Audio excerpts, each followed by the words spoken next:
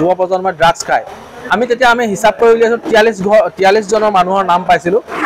43 জন মানুহৰ নাম পাই পিনি আমি সেই 43 জন মানুহক আইডেণ্টিফাই কৰি আমি যুৱ সংঘৰ দলে প্ৰত্যেকৰ ঘৰে ঘৰে গৈ আমি কৈছোঁ তেওঁলোকে নিচামুক্ত হ'ব লাগে, নিচাটো এৰিব লাগে। অন্যথা যদি নিচা নেৰে আমি সময় দিছোঁ 15 দিনৰ সময়সীমা।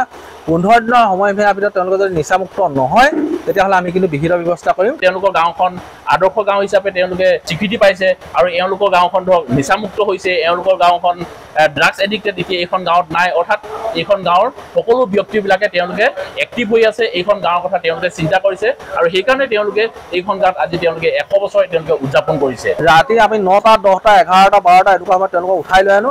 যুৱকসকলে আমি যাওঁ, গৈ পিনি উঠাই লৈ আনো। উঠাই আনি পিনি ইয়াতে আমি ৰাজহুৱাকৈ পিটন দিছিলোঁ।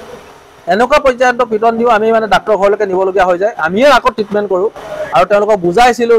যিসকলে মানে বুজনি লোৱা নাছিল তেওঁলোকক আমি পিটিছিলোঁ, মানে মাৰপিট কৰি আমি বাধ্য কৰাইছিলোঁ। আমাৰ প্ৰায়বিলাক গাঁওবিলাকত আজিকালি প্ৰায় ড্ৰাগছ এডিক্টেড হৈ গৈছে।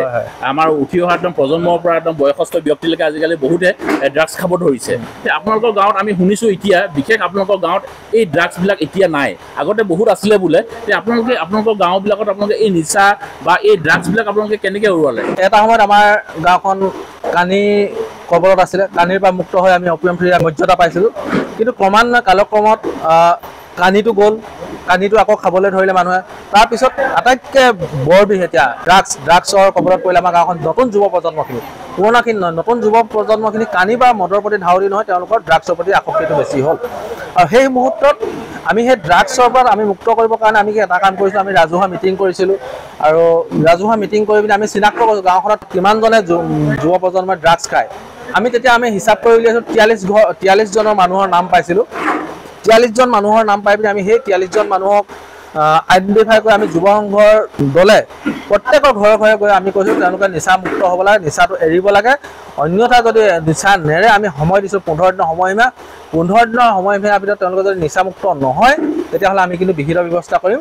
আৰু সেই বিহিত ব্যৱস্থা ৰাজহুৱা সভাই সিদ্ধান্ত কৰিছিলে যে আমি গাঁৱৰ পৰা সেই পৰিয়ালটোক এঘৰীয়া কৰা এটা সিদ্ধান্ত কৰিছোঁ ৰাজহুৱা সভাই।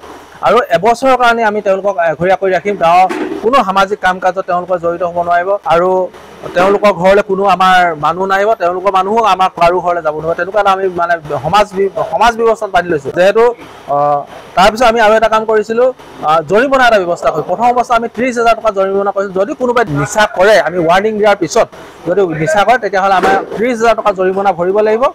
তাৰপিছত আমাৰ সমাজত তামোল পাণ দি তেওঁলোকে মানে শৰণাগত হৈ পিনি উদ্ধাৰ হ'বলৈ নিচামুক্ত হৈ পিনি, কিন্তু নিচা খাই পিনি আকৌ আমাৰ ওচৰত শৰণাগত হ'ব নোৱাৰে, তেনেকুৱা এটা আমি ব্যৱস্থা কৰিছিলোঁ। সেই পৰ্যায়ত আমি কিছু ছাকচেছ হৈছিলোঁ। আৰু সেই পৰ্যায়ত কৰাৰ পিছত বহুতে আমাক চাৰিণ্ডাৰ কৰোঁতে আমি 43 পৰা আমি 80+ আমি মানুহ পাই গ'লোঁ আৰু বহুত মানে লুকাই থকা মানুহো আমি পাইছিলোঁ। পিছত আমি এটা কাম কৰিছিলোঁ, যিসকলে এৰিছে, যিসকলক নাই পোৱা তাৰপিছত খাই থকা আমি গম পাইছোঁ, তেওঁলোকক আনি পিনি এইখন আমাৰ যিখন ফিল্ড এতিয়া আমাৰ য'ত মঞ্চটো আছে তাৰ সন্মুখত যিখন ফিল্ড আছে এইখনত ৰাতি আমি 9টা 10টা 11টা 12টা এনেকুৱা সময়ত তেওঁলোকক উঠাই লৈ আনো। যুৱকসকলে আমি যাওঁ, গৈ পিনি উঠাই লৈ আনো। উঠাই আনি পিনি ইয়াতে আমি ৰাজহুৱাকৈ পিটন দিছিলোঁ। এনেকুৱা পৰ্যায়ত পিটন দিওঁ আমি মানে ডাক্তৰ ঘৰলৈকে নিবলগীয়া হৈ যায়। আমিয়ে আকৌ ট্ৰিটমেণ্ট কৰোঁ আৰু তেওঁলোকক বুজাইছিলোঁ। যিসকলে মানে বুজনি লোৱা নাছিল তেওঁলোকক আমি পিটিছিলোঁ, মানে মাৰপিট কৰি আমি বাধ্য কৰাইছিলোঁ যে ড্ৰাগছ এৰিবলৈ। আৰু তাৰপিছত যদি কোনোবাই নেমানিছে, কোনোবাই যদি আমাৰ লগত কটাকটি কৰিছিল তেতিয়া তেওঁলোকক আমি এঘৰীয়া কৰিছোঁ। সামাজিকভাৱে আমি মানে এঘৰীয়া কৰিছোঁ। আৰু তাত কেৱল সোনজান যুৱ সংঘ নহয়, সোনজান সমাজ পৰিচালনা সমিতি, সোনজান মহিলা সমিতিকে আদি কৰি সমূহ সোনজানবাসী ৰাইজৰ তাত সহযোগিতা আছিল। আৰু সেই যে সামাজিক নীতি নিয়মটো আমি খুব কঠোৰ কৰাৰ কাৰণে আজি আমাৰ গাঁওখন ড্ৰাগছ মুক্ত বুলি ক'ব পাৰোঁ। যদিও আমাৰ বহুত যুৱ প্ৰজন্মৰ ড্ৰাগছৰ প্ৰতি আসক্ত হৈছে, কিন্তু শেহতীয়াকৈ এতিয়া আমি ড্ৰাগছ মুক্ত বুলি আমি ক'ব পাৰোঁ। এতিয়া আপোনালোকৰ গাঁৱত আপোনালোকে কোৱা মতে এতিয়া আপোনালোকৰ গাঁৱত নিচা এনেকুৱা ধৰণৰ ড্ৰাগছ কোনো এডিক্টেড নাই? এতিয়া শেহতীয়াকৈ আমি যি তথ্য আছে আমাৰ হাতত এতিয়ালৈকে আমি নাই বুলিয়ে জানো। আৰু যি দুই এজনে কেনেবাকৈ যদি কৰিছে তেওঁলোকে বাহিৰে ৰিহেবত থাকি পিনি তেওঁলোকে নিচামুক্ত হ'বৰ কাৰণে চেষ্টা কৰিছে। কিন্তু আমি সামাজিকভাৱে এতিয়া এঘৰীয়া কৰি থোৱা মানুহ নাই, কাৰণ এঘৰীয়া কৰি থোৱা নাই কাৰণে আমি এটা কথা স্পষ্ট যে আমাৰ গাঁৱত নিচা মানে ড্ৰাগছ আসক্ত লোক নাই বুলি আমি দাবী কৰিব পাৰোঁ। হয়, ইয়াতে এটা কথা মই আপোনালোকক ক'ব লাগিব চাওক, যেতিয়া এখন গাঁও যদি আমি যিকোনো নিচা মদ ভাং বা ড্ৰাগছেই হওক বা যিয়ে নহওক, যেতিয়া এখন গাঁও যদি মুক্ত কৰিব লগা হয়, গাঁৱৰ সকলোবিলাক ব্যক্তি ওলাই আহিব লাগিব। ডেকা চাম ওলাই আহিব লাগিব, বুঢ়া চাম ওলাই আহিব লাগিব, যুৱ মঞ্চ হওক বা মহিলা হওক, সকলোৱে ওলাই আহিব লাগিব। আৰু ওলাই আহি পেলাই এই ধৰণে একগোট হৈ পেলাই সকলোৱে কামখিনি কৰিব পাৰিব লাগিব, যি ধৰণে এওঁলোকে এই হুঞ্জান গাঁওখনত তেওঁলোকে কৰিলে আৰু আজি তেওঁলোকে নিজকে ছাকচেছ বুলি ক'ব পৰা হৈছে। ইয়াত আৰু এটা কথা শুনিবলৈ পাইছোঁ, আপোনালোকৰ গাঁওখন আদৰ্শ গাঁও হিচাপে ঘোষণা কৰা হৈছে। এতিয়া এই আদৰ্শ গাঁৱৰ আমি আৰু এটা কথা শুনিছোঁ, এডপ্টেড গাঁও বুলি কোৱা হয়, অৰ্থাৎ মানে খুলি লোৱা হয়, আৰু এখন ধৰক আপোনালোকক স্বীকৃতি দিয়া হৈছে। ইয়াৰ অকণমান কথাটো এনেকুৱা ধৰণৰ, আমি যি মানে বুজি পাওঁ, তো আদৰ্শ গাঁও বুলি আমি এইটোৱে বুজি পাওঁ, সেই গাঁওখন আন গাঁৱতকৈ পৃথক, কিছু শৃংখলাবদ্ধতা থাকে, কিছু দায়বদ্ধতা থাকে। সেই দায়বদ্ধতা আৰু শৃংখলাবদ্ধতাৰ মাজেৰে চলা এখন গাঁৱক আমি আদৰ্শ গাঁও বুলিব পাৰি। শেহতীয়াকৈ অসম চৰকাৰে বিধায়কসকলৰ দ্বাৰা গাঁও এডপ্ট কৰি লৈছে। তেওঁলোকে কিছুমান গাঁৱক নিৰ্দিষ্টকৈ তেওঁলোকে চিলেকশ্যন কৰি তেওঁলোকৰ আদৰ্শ গাঁও প্ৰতিষ্ঠা কৰিবলৈ চেষ্টা কৰিছে, আৰু তাৰ কাৰণে চৰকাৰৰ ফালত ফাণ্ড আহে। কিন্তু আমাৰ গাঁওখন চৰকাৰৰ এডপ্টেড গাঁও নহয়, আমাক কোনো তুলি লোৱা গাঁও নহয়। আমাক আদৰ্শ কৰিবলৈ আমি স্বীকৃতি পাইছোঁ। আমি এইটো কাৰণে স্বীকৃতি পাইছোঁ শেহতীয়াকৈ, কিন্তু আমি ফাণ্ড নাপাওঁ, আমি স্বীকৃতি পাইছোঁ। এইটো কাৰণেই আমি জনামতে কেইটামান কথা আমি গম পাইছোঁ। যিহেতু আমাৰ গাঁওখনত যিমান ঘৰ আছে, প্ৰত্যেকৰ ঘৰতে লেট্ৰিন আছে, শৌচাগাৰ আছে। আমি কোনেও মানে মুকলি স্থানত মানে শৌচ নকৰে, এইটো এটা প্ৰথম কাৰণ। দ্বিতীয় কথাটো হ'ল, আমাৰ গাঁওখনত পানী কোনেও কুঁৱাৰ পানী নাখায়, চবেই দমকলৰ পানী খায়। আমি বিশুদ্ধ খোৱা পানী বুলি ক'ব নোৱাৰোঁ যদিও আমি সেই পুৰণিকলীয়া মানে নাদৰ পানী আমি কোনেও ব্যৱহাৰ নকৰোঁ, সেইটো এটা পানীৰ ক্ষেত্ৰত। তাৰপৰা তৃতীয় কথাটো হ'ল, আমাৰ গাঁৱৰ গাঁৱৰ যি বাট পথবোৰ সকলোকেইটা পকা নহ'লেও বাট পথবোৰ যথেষ্ট সুচল, যথেষ্ট সুন্দৰ আমাৰ যাতায়াত ব্যৱস্থা আছে, গাঁৱৰ ৰাস্তাবোৰ সুচল, সেইটো এটা কাৰণ। আৰু এটা কাৰণ হ'ল, আমাৰ গাঁৱৰ প্ৰতিটো ঘৰতে আমাৰ ইলেক্ট্ৰিচিটিৰ ব্যৱস্থা আছে। কোনো এটা ঘৰ আমাৰ ইলেক্ট্ৰিচিটিৰ পৰা বাদ পৰি থকা নাই, গতিকে সেই ইলেক্ট্ৰিচিটিৰ সা সুবিধাকেইটাও আছে। এনেকুৱা ধৰণে চৰকাৰৰ ফালৰ পৰা কেইবাটাও পৰ্যায়ত মানে তেওঁলোকে ছাৰ্ভে কৰিছিলে। কোনে কৰিছিলে, কেতিয়া কৰিছিলে নাজানো, কিন্তু তেওঁলোকে ছাৰ্ভে কৰাৰ পিছতহে আমাক এখন আদৰ্শ গাঁও হিচাপে কৈলাশপুৰ গাঁও পঞ্চায়তৰ ভিতৰত এখন আদৰ্শ গাঁও হিচাপে আমাক স্বীকৃতি দিছে। আমাৰ এডপ্টেড আমি গাঁও নহয়, আমাক স্বীকৃতি দিয়া এখনহে গাঁও। গতিকে আমি চৰকাৰৰ পৰা আমি ফাণ্ড এতিয়ালৈকে নাই পোৱা, আৰু পোৱাৰো আশা নাই। কিন্তু পিছৰ পৰ্যায়ে যদি চৰকাৰ কিবা আহে সেইটো কথা নাজানো, কিন্তু আমি বিধায়কৰ ফালৰ পৰা এখন আদৰ্শ গাঁৱে যিখিনি পইচা পায় সেইখিনি আমি পইচা নাপাওঁ।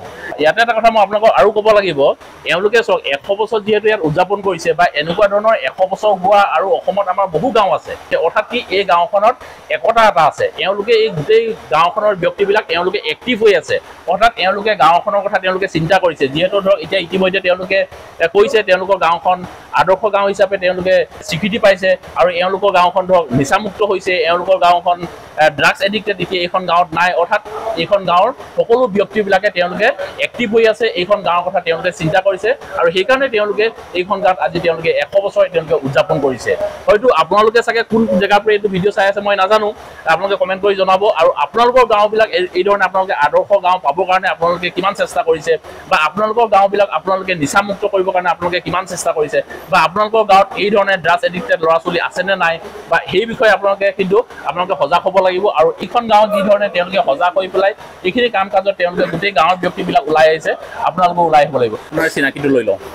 মোৰ নাম মনোৰঞ্জন নেওগ, আৰু মোৰ ঘৰ এইখন গাঁৱতে, মই ইয়াতে জন্ম হৈছিলোঁ, আৰু শেহতীয়াকৈ মই সংবাদ মাধ্যমৰ লগত জড়িত হৈ আছোঁ। আৰু এতিয়া আমাৰ 100 বৰ্ষ যি উদযাপন হৈছে, 100 বৰ্ষ উদযাপন সমিতিৰ মই সম্পাদকৰ দায়িত্বত আছোঁ। হয়, মই এটা কথা শুনিবলৈ পাইছোঁ, আপোনালোকৰ গাঁওখন যিহেতু অপিয়াম ফ্ৰী এখন গাঁও স্বীকৃতি পাইছিলে, অৰ্থাৎ নিচামুক্ত গাঁও হিচাপে, এইখন কেনেকৈ কি পোৱা হৈছিলে অকণমান আমাক বুজাই ক'ব নেকি? এইটো এনেকুৱা হৈছিলে, এটা সময়ত আমাৰ গাঁওখন তেতিয়া বাট পথবোৰ ইমান সুচল নাছিলে, অন্যান্য সুবিধাবোৰ নাছিলে। তেতিয়া 1993 চনৰ আগৰ সময়ছোৱাত আমাৰ গাঁৱৰ অন্ততঃ 30ৰ পৰা 40% মানুহ কানি নিচাটো খুব কৰিছিলে, কানি খাইছিলে। আৰু সেইটো সময়তে মৰাণ ছাত্ৰ সন্থাই উদ্যোগ লৈছিলে, আৰু সেই উদ্যোগত আমাৰ গাঁওখনৰ প্ৰতিজন মানুহে গৈ পিনি নিচামুক্ত হৈছিলে। তিনিচুকীয়াত গৈ পিনি তেওঁলোকে তাত শিবিৰত থাকিছিলেগৈ, তাৰপিছত নিচামুক্ত হৈ আহিলে। তাৰপৰা তেতিয়া এনেকুৱা এটা পৰিৱেশ হ'ল, আমাৰ গাঁওখনত এজনো নিচা কৰা মানুহ নাইকিয়া হৈ গ'ল, বিশেষকৈ পানী খোৱা মানুহ কোনো এজন নাইকিয়া হ'ল। আৰু তেতিয়াই ৰাষ্ট্ৰসংঘৰ পৰা আমি এটা মৰ্যাদা পাইছিলোঁ। জাৰ্মানৰ মানুহ আহিছিলে হুনজান গাঁৱলৈ 1993 চনৰ মাৰ্চ মাহ। তেতিয়া তেওঁলোকে আহি পিনি আমাৰ গাঁৱত এখন সভা হৈছিলে আৰু তাতেই আমাৰ গাঁওখন অপিয়াম ফ্ৰী হিচাপে ঘোষণা কৰিছিলে। সেইটো ৰাষ্ট্ৰসংঘৰ পৰা এই মৰ্যাদা পাইছিলোঁ বুলি আমি ক'ব পাৰোঁ। হয়, অসমতো বহুত গাঁও আছে, কিন্তু আপোনালোকৰ গাঁওখনক কি কাৰণে তেওঁলোকে বাছনি কৰিলে? এনেকুৱা ধৰণৰ নিচা নোখোৱা ব্যক্তি বা এনেকুৱা নিচা নোখোৱা গাঁওতো বহুত আছে অসমত, তেওঁলোকক নিৰ্বাচন নকৰি আপোনালোকক কি কাৰণে দিয়া হ'ল? আমি আচলতে এইটো কথাই ভাবোঁ, যিহেতু আমাৰ গাঁওখন সম্পূৰ্ণ নিচাত ডুব গৈ থকা গাঁও, একদম খুব কম পৰিমাণৰ মানুহে নিচা কৰা নাছিলে। গতিকে তেনেকুৱা এটা পৰ্যায়ৰ পৰা গাঁওখনক উদ্ধাৰ কৰা হ'ল, সম্পূৰ্ণ উদ্ধাৰ কৰি কমপ্লিট মানে নিচা মুক্ত কৰি দিয়া হ'ল। গতিকে আমাৰখনে স্বীকৃতি পাইছিলে, আমি নিচামুক্ত গাঁও হিচাপে আমি স্বীকৃতি পাইছিলোঁ। আজি মই উপস্থিত আছোঁ হুনজান গাঁৱত, অৰ্থাৎ তিনিচুকীয়া জিলাৰ আমাৰ হুনজান গাঁৱত আছোঁ, যিখন গাঁও 100 বছৰ উদযাপন কৰা হৈছে। আৰু এনেকুৱা ধৰণৰ বহু গাঁও আছে আমাৰ অসমত, এনেকুৱা ধৰণৰ 100 বছৰ বা 100 বছৰ বেছি হৈ যোৱা গাঁও বহু আছে, কিন্তু এইখন গাঁৱত বিশেষ কিছুমান স্পেচিয়েলিটিছ আছে, বিশেষ কিছুমান কাৰণ আছে। এইখন গাঁও 100 বছৰ আজি ইয়াত উদযাপন কৰিছে, আৰু কি কি কাৰণে এইখন গাঁও 100 বছৰ উদযাপন কৰিছে সবিশেষখিনি আজি আমি আপোনালোকক এই ভিডিঅ'টোত জনাবৰ কাৰণে চেষ্টা কৰিম। প্ৰথমতে মই আপোনালোকক এটা পৰিৱেশ দেখুৱাবৰ কাৰণে চেষ্টা কৰিছোঁ। ইয়াত গাঁৱৰ বিশেষ কিছুমান ব্যক্তি আছে, যিবিলাক ব্যক্তিয়ে এইখন গাঁৱত আজি বহু বছৰৰ পৰা তেওঁলোকে এইখন গাঁৱতে জন্মগ্ৰহণ কৰিছে, এইখন গাঁৱতে তেওঁলোকে বসবাস কৰিছে। আপোনালোকৰ গাঁওখন কোন চনত এষ্টাব্লিছ হৈছিলে, অৰ্থাৎ কোন চনত স্থাপিত কৰা হৈছিলে?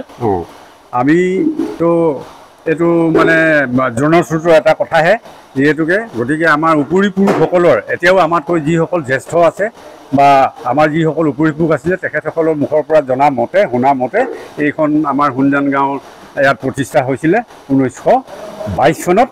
তাৰপিছতে 22-23 থকাৰ পিছতে আমাৰ নামঘৰ প্ৰতিষ্ঠা হৈ এনেকৈ আমি 24 চনৰ পৰা হিচাপটো এতিয়া ধৰা হৈছোঁ। একদম ধন্যবাদ থাকিল। এইফালে আমাৰ লগত আৰু এজন বিশেষ দতা আছে, দতাৰ পৰা আমি দুটামান কথা জানিব বিচাৰিছোঁ। দতা, যে আজি যিহেতু 100 বছৰ উদযাপন কৰা হৈছে আপোনালোকৰ গাঁওখন, নহয় জানো? আজিৰ দিনটোত কি বুলি ক'ব আপুনি? আজিৰ দিনটো আমি খুব আনন্দিত হৈছোঁ, তাৰমানে আমাৰ দেউতাসকলে আহিছিল। আমাৰ দেউতাহঁত ইয়াতে জন্ম হৈছে, কিন্তু আমি 50 প্ৰায় 60 বছৰৰ পৰা আমি অলপমান মনত আছে সেই সময়ত কেনেকুৱা পৰিস্থিতি আছিলে, তাৰপিছত আজি কেনেকুৱা পৰিস্থিতি হ'ল, এইটো আমি খুব আনন্দিত হৈছোঁ, সৌভাগ্য।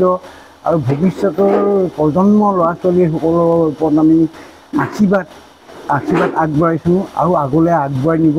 খুব ধন্যবাদ থাকিল আপোনালৈ ইমানখিনি আপুনি কথা কোৱাৰ বাবে।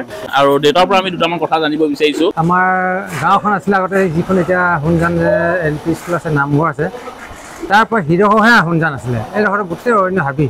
আপোনালোকে দেখা সেই দিনকেইটা আৰু আজিৰ দিনকেইটা বহুত পাৰ্থক্য, বহুত পৰিৱৰ্তন। আগতেতো আৰু বোকা পানী বাহিৰে মানে হাবি জংঘলৰ বাহিৰে আগতে বহুত পৰিৱৰ্তন হ'ল এতিয়া। হয়, ঠিক আছে, ধন্যবাদ থাকিল আপোনালৈ। আমাৰ লগত আছে আৰু এজন গাঁৱৰ ব্যক্তি, আপোনাৰ পৰা দুটামান কথা জানিব বিচাৰিছোঁ আজি এই শুভ দিনটো। 100 বছৰে গঢ়কিলে হুনজান গাঁও। আজি 100 বছৰ অতীত ৰোমন্থন হৈছে, আৰু 100 বছৰ অতীত ৰোমন্থনক ভিত্তি কৰি নতুন সৃষ্টি হ'ব। আমি আশাবাদী। আমি আগন্তুক দিনত আমাৰ বহুতো কাৰ্যসূচী আছে। আমি নিজকে সৃষ্টি কৰিম, নতুনত্ব আনিম, ভৱিষ্যত আৰু আমি ভাল খবৰ দিবলৈ সক্ষম হ'ম। খুব ধন্যবাদ থাকিল। যে আজি যিহেতু ধৰক 100 বছৰ আপোনালোকে গাঁওখনত আজি উদযাপন কৰিছে, কি ক'ব? হয়, আজিৰ দিনটোত প্ৰকৃততে আমি 100 বছৰৰ যিটো 100 বছৰীয়া শতবাৰ্ষিক অনুষ্ঠান উদযাপন কৰা হ'ল। এই অনুষ্ঠানটোৰ যোগেদি আমি 100 বছৰ আগৰ এই 100 বছৰত আমি কিমান কি পৰিৱৰ্তন দেখিছোঁ বা দেখিলোঁ, বা বয়োজ্যেষ্ঠসকলে সেই সময়ত দেখা ছবিখন কেনেকুৱা আছিলে, আৰু আজিৰ ডেটত আমি আমাৰ যুৱ প্ৰজন্ম হিচাপে দেখা ছবিখনৰ মাজত যথেষ্ট পাৰ্থক্য আছে। আৰু সেই আটাইখিনি কথা আমাৰ যিটো অতীত ৰোমন্থন নামৰ এটা শীৰ্ষক এটা আলোচনা চক্ৰ আছিলে, সেই আলোচনা চক্ৰটোত বয়োজ্যেষ্ঠসকলে তেখেতলোকে অতিবাহিত কৰি অহা বাল্যকালৰ ছবিখন দাঙি ধৰিছে। আৰু বৰ্তমান সময়ত আমি যুৱ প্ৰজন্ম হিচাপে যিখন হুনজানৰ ছবি দেখিছোঁ সেইটো আমি উপস্থাপন কৰিছোঁ, আৰু গোটেই বস্তুখিনি মিলাই চোৱা হৈছে। আমি 100 বছৰত সময়ৰ সৈতে আগবাঢ়ি যাব পাৰিছোঁ নোৱাৰিছোঁ, আমি 100 বছৰত কি হেৰুৱাইছোঁ কি পাইছোঁ, আটাইখিনি কথা পৰ্যালোচনা হৈছে। কিন্তু আজি আলোচনাটোৰ অতি গুৰুত্বপূৰ্ণ আলোচনাৰ যোগেদি আমি এইটোৱে ক'ব বিচাৰিছোঁ যে আমি আৰু বহুত কৰিবলগীয়া আছে। যথেষ্ট সজাগ সচেতন হ'ব লাগিব। আমি সময়সতে যদি খোজ মিলাই আগবাঢ়ি যাবলগীয়া হয় তেতিয়াহ'লে আমি উঠি অহা নৱপ্ৰজন্ম বয়োজ্যেষ্ঠসকলে হওক উঠি অহা নৱপ্ৰজন্মই হওক যথেষ্ট সজাগ সচেতন হৈ আমাৰ নিজৰ কৰ্তব্যসমূহ কৰি যাব লাগিব। আপোনাক অশেষ ধন্যবাদ জনালোঁ ইমানখিনি সময় দিয়াৰ বাবে। আৰু এইখন গাঁৱৰ বিশেষ এজন আমাৰ ওচৰত শিক্ষাগুৰু আছে আৰু এইখন গাঁৱৰ শিক্ষাগুৰু হিচাপে আমি আপোনাৰ পৰা কেইটামান কথা জানিব বিচাৰিছোঁ, যিহেতু ধৰক আপুনি এইখন গাঁৱৰে শিক্ষাগুৰু আছিল। প্ৰথমে মই অচকাই অসম চেনেলটোলৈ আন্তৰিক ধন্যবাদ জ্ঞাপন কৰিছোঁ। আজি আমাৰ এই হুনজান গাঁও শতবৰ্ষ উদযাপন শুভাৰম্ভ অনুষ্ঠানটিত আপোনালোকৰ সহযোগিতাই আমাক যথেষ্ট উৎসাহিত কৰিছে। তাৰ বাবে আমি সকলো উদযাপন সমিতিৰ হৈ শুভাশীষু যাচিছোঁ। মই এটা কথা আপোনাৰ পৰা জানিব বিচাৰিছোঁ, যিহেতু ধৰক আপুনি এইখন গাঁৱত আপুনি আপোনাৰ গোটেই জীৱনটো দি দিলে, সেই তেতিয়াৰ শিক্ষকতা আৰু এতিয়াৰ শিক্ষকতাৰ পাৰ্থক্যটো কি পাইছে আপুনি? প্ৰায় ভাল লাগিছে। আগৰ যিটো ছাত্ৰ ছাত্ৰীসকলৰ যিটো শিক্ষাৰ গুৰুৰ প্ৰতি শ্ৰদ্ধা আৰু ভক্তি আছিলে আজিকালি অলপ কমিছে, পৰিৱৰ্তন এটা হৈছে, নোহোৱা নহয়। তৎসত্ত্বেও সেইটো ম্লান এতিয়াও হোৱা নাই, ধুনীয়াকৈ চলি আছে বুলি ভাবোঁ। বিশেষকৈ গাঁওখনলৈ মই এটা গৌৰৱ অনুভৱ কৰোঁ যে আজি আমি এটা কাৰণে গৌৰৱ কৰোঁ যে 100 বছৰ গৰকা এখন গাঁৱৰ অধিবাসী হিচাপে আৰু এটা শতবৰ্ষ অনুষ্ঠান পাতিবলৈ অনুষ্ঠিত কৰিবলৈ আমি সুবিধা পোৱাৰ বাবে আৰু লগতে আমি কি পাইছোঁ বা আদৰ্শ গাঁও হিচাপে, আদৰ্শ গাঁও এজন অধিবাসী হিচাপে আজি অত্যন্ত আমি গৰ্বিত অনুভৱ কৰিছোঁ। ধন্যবাদ থাকিল আপোনালৈ। আৰু বিশেষকৈ মই আপোনালোকক এই কথাই ক'ব বিচাৰিছোঁ যে এই হুনজান গাঁৱৰ দৰে আপোনালোকৰ গাঁওবিলাকো আপোনালোকে আদৰ্শ গাঁও কৰিবলৈ চাওক। যদিহে আপোনালোকৰ গাঁৱত যদি নিচাযুক্ত যদি ল'ৰা ছোৱালী আছে বা নিচাযুক্ত যদি কোনোবা ব্যক্তি আছে, আপোনালোকে সেই ব্যক্তিবিলাকক আপোনালোকে নিচামুক্ত কৰিবলৈ বিচাৰক। আৰু প্ৰতিখন গাঁও যদি আমাৰ অসমবাসীয়ে যদি চিন্তা কৰে, প্ৰতিখন গাঁৱৰ ব্যক্তিয়ে যদি চিন্তা কৰে, প্ৰতিখন গাঁও যাতে নিচামুক্ত হওক, আদৰ্শ গাঁও হিচাপে যদি আমি কৰি ল'ব পাৰোঁ, আমাৰ অসমখন কিমান সুন্দৰ হ'ব, একদম সোণৰ অসম হৈ যাব। এইখিনি কথাই আজি মই ভিডিঅ'টোত আপোনালোকক এই হুনজান গাঁওখনৰ আদৰ্শ হিচাপে মই আজি আপোনালোকক এই ভিডিঅ'টো দাঙিবৰ কাৰণে চেষ্টা কৰিলোঁ। বাকীখিনি আপোনালোকে কমেণ্টত আমাক জনাব আৰু আপোনালোকৰ গাঁওবিলাকো আপোনালোকে আদৰ্শ গাঁও হিচাপে বা আপোনালোকে সোণৰ অসম গঢ়িবৰ কাৰণে চেষ্টা কৰক। ভিডিঅ'টো আজি বৰ বেছি দীঘল কৰি নাথাকোঁ, আজি ভিডিঅ'টো ইয়াতে সামৰণি মাৰিছোঁ। অন্য এটা ভিডিঅ'ত অতি সোনকালে লগ পোৱাৰ প্ৰতিশ্ৰুতিৰে আজি এই ভিডিঅ'টোৰ পৰা বিদায় ল'লোঁ। ধন্যবাদ থাকিল। জয় আই অসম।